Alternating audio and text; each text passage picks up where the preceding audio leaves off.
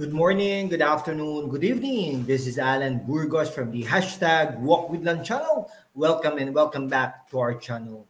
Guys, if you are not yet subscribed to our channel, please do it so now so that you can be a part of this growing family. Officially, we are now, wait lang, let us check. Officially, we are now 9,136 subscribers. Konti na lang guys, ay mag-ano na po tayo, no? Magte 10,000 subscribers milestones na po tayo. Maraming salamat po sa inyong lahat. Mabuhay po kayo. Okay, nakakatuwa po no? Kasi kahapon po ay gumawa po tayo ng isang program or topic or vlog na inaano po natin, no? Wait lang po Okay. Nag-ano po tayo, no? Nag-discussion tayo diyan po sa Pasig City, no? Dahil nga po alam naman natin na may makakalaban na si Vico Sotto ng Pasig, no? Ang dami pong nagkomento. Hindi ko po alam kung saan po galing itong mga to, no? Pero para tila bagang hindi nag-iisip ang mga ito, no? Ito po ay mga parang fan, no? Mga fanatics ni Vico Sotto, no? Kasi alam naman natin na anak ng artista, anak ng Connie Reyes, anak ni Vic Sotto, kaya nga naman talaga, at saka syempre bata, di ba? At saka parang ang sinasabi niya lagi ay ano siya, no? For transparency and good governance. Pero recently, may mga unti-unti nang lumalabas na issue, no? Syempre hindi naman perpekto si Vico Sotto, no? Pero ang sinasabi natin ay ano pa rin, no? Hindi pa rin ang akala natin ay parang siya ay isang hero, kumbaga, no? Kasi napaalis niya ang mga Eusebio. Pero sa totoo lang naman, marami rin po nagawa ang mga Eusebio sa Pasig City. Yeah, indeed, no? Hindi perpekto. May mga issues din ang mga Eusebio, pero hindi naman ganoon katindi ang kasamaan, di ba? Ganyan din ang Vico Sotto, hindi perpekto, no? Pero titignan mo ay yung mga magagandang naiambag ng mga Eusebio ay unti-unting binubura ni Vico Sotto. Ayan.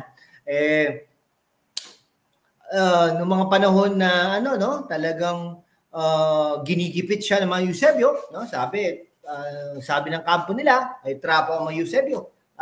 Ganun po, di ba?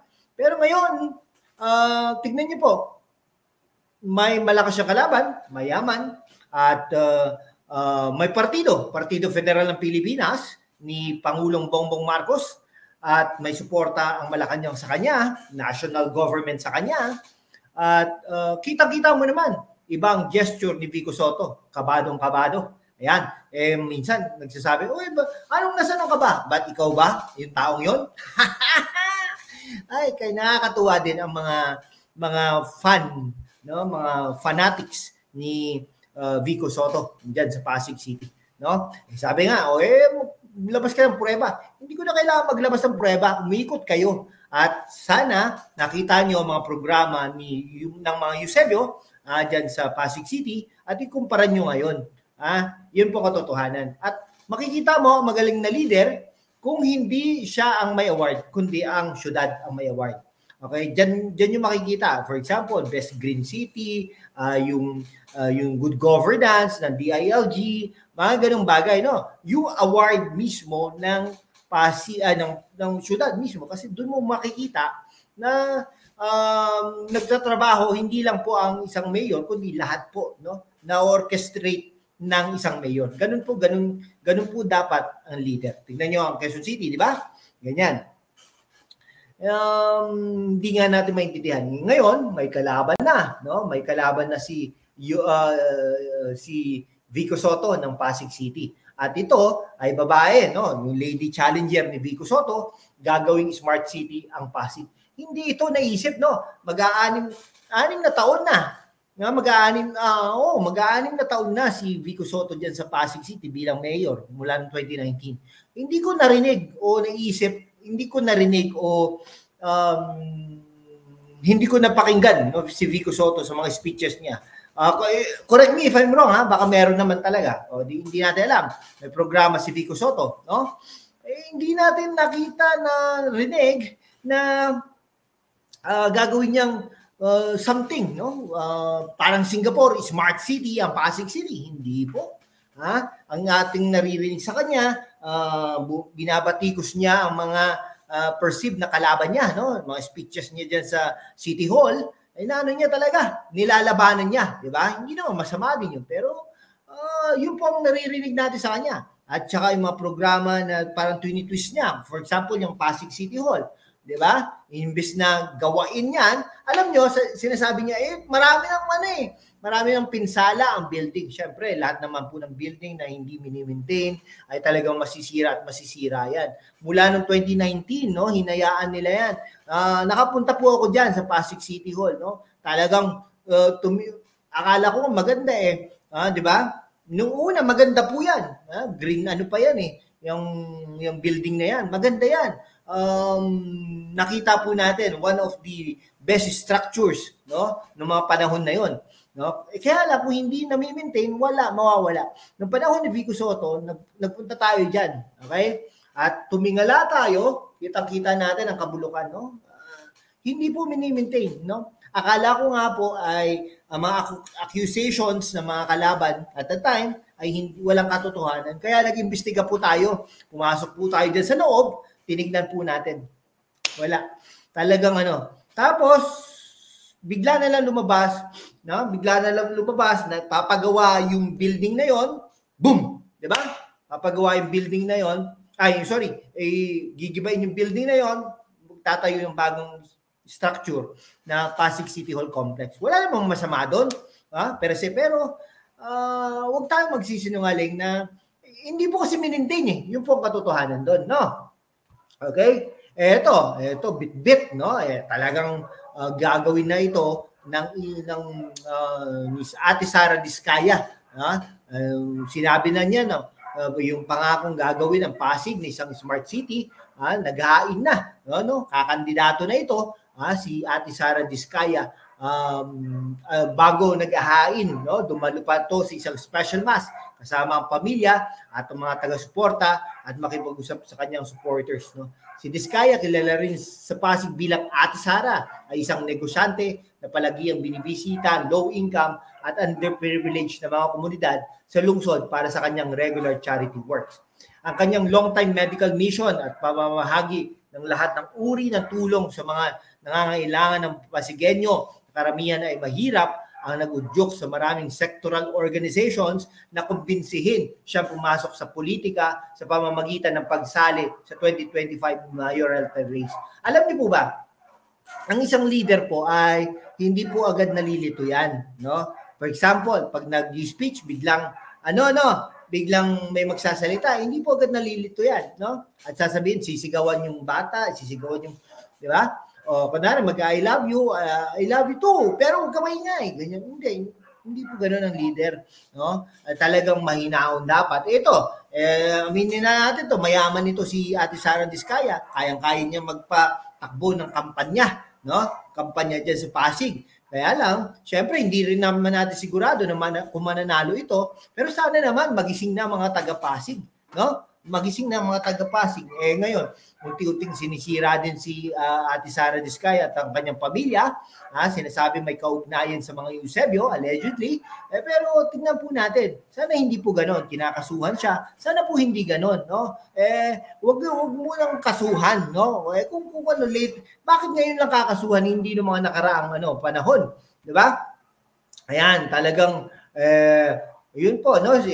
Gusto talaga ni Ate Sara Diskaya na gawing i-transform ang Pasig sa smart city where technology and data are being optimized to improve the life of the Pasigueños. Tama din naman yun, di ba? So for example, traffic na lang, di ba?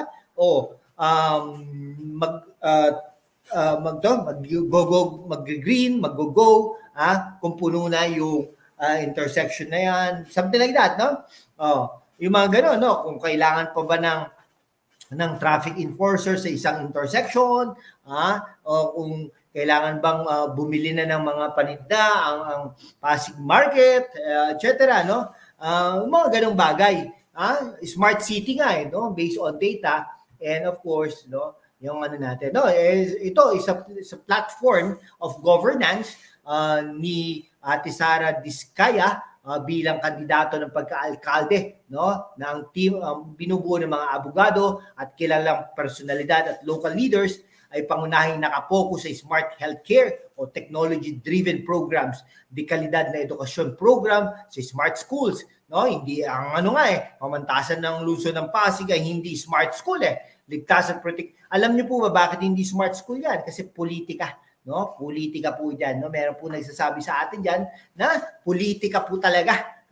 Mapolitika po ang namumuno dyan, allegedly. Ligtas at protektadong neighborhood kung saan magagamit ng local law enforcers ang teknolohiya at datos na pangangalaga sa peace and order. Yan, tama po yan. Tapos may ilaw at infrastructure projects na higit na kinakailangan ng Pasigueños tulad ng multi-level parking buildings upang mapuluwag ang traffic sa kalsada. Hindi po ba? Napakaganda. Napakaganda ng programa ni Ate Sara Diskaya. Ito, hindi mo maririnig yan. Parang wala pa akong napakinggan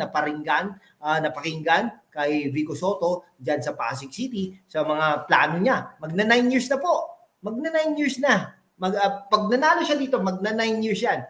Ano po ba nagawa? Di ba? Yung mga small scale na sabi nga ni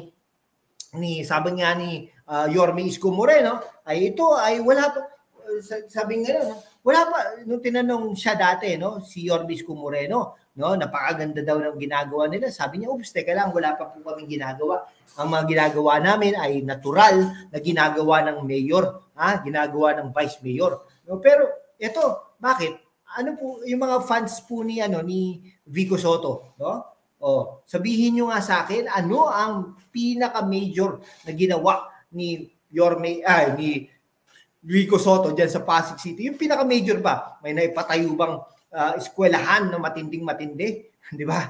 May napatayo bang building ang pamantasan nila, Yan, 'di ba? May napatayo po bang major hospital, Yan. Meron po bang nabili na parte ng isang ospital o kaya yung parang major ba, yung major, meron po bang isang daan na pinagawa diyan, o kaya isang tulay na malaking-malaki? Hindi naman mga minor lang yung mga ilaw-ilaw ganyan, pero syempre na-appreciate din po natin yan, pero ibig sabihin hindi po yun ang talagang proyekto ng isang mayor na matindi, pero may magko-question na naman sa atin, matino naman ang mayor, lahat naman siyempre matino, pero hindi perpekto. Ayun po sinasabi natin, buksan lang po natin ang ating kaisipan, mga kababayan ko, buksan lang po natin ang ating kaisipan. Ako hindi naman po ako against kay Mayor Vico Soto per se, di ba? Ang sinasabi lang natin, itatama lang dapat natin, kayo sasabihin nyo sa akin, ngawa ako ng ngawa. Yun yung nakikita ko kasi. Di ba? Yun yung nakikita natin sa Pasig City. Every time na dumadalaw tayo dyan, every time na nagpa-pass by tayo dyan, ayan po ang nakikita natin. Katulad po dyan sa Maynila, pag nagpa-pass tayo, pag dumadaan tayo dyan sa Caloocan, at sa iba't ibang parte ng Maynila, ng iba't ibang parte ng Metro Manila, nakikita po kasi natin. Kaya sinasabi po natin para naman iparating sa ating mga kababayan na gumising na po tayo. Gumising na po tayo. Hindi porket anak ng artista ay tama na yan. Hindi porket graduate ang Ateneo, tama na yan.